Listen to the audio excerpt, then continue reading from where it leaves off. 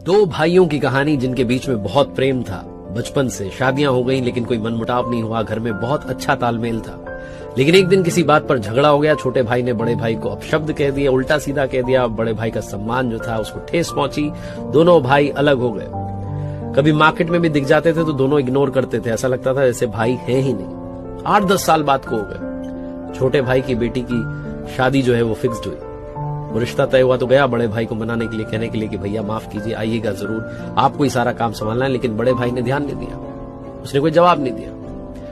दोनों भाइयों के बीच में एक बात कॉमन थी, वो एक ही महात्मा को मानते थे, प्रवचन सुनने जाते थे। छोटा भाई गया प्रवचन सुनने तो महात्मा जी समझ गए कि भक्त उदास है। उन्होंने पूछा तो छोटे भाई ने बताया कि भैया सुन नहीं रहे, समझ नहीं रहे, माफी मांग रहा हूं, माफ नहीं कर रहे। अगले दिन बड़ा भाई गया तो महात्मा जी ने पूछा तुम्हारे भाई की बेटी की शादी है? उसने कहा हाँ। तो उन्होंने कहा तुम जाओगे? तो उसने कहा नहीं, उसने ये सब कर दिया, 10 साल पुरानी एक एक बात बता दी।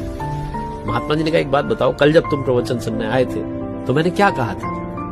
बड़े भाई ने बहुत दिमाग पर जोर डाला लेकिन एक दिन पुराना प्रवचन याद नहीं आया। महात्मा जी ने कहा एक दिन पहले एक अच्छी बात बताई, वो तुम्हें याद नहीं है, और 10 साल पहले एक बुरी घटना हुई, उसको शब्द शब्द एक एक शब्द अक्षरशः याद कर रखिए, वर्ड बाय वर्ड।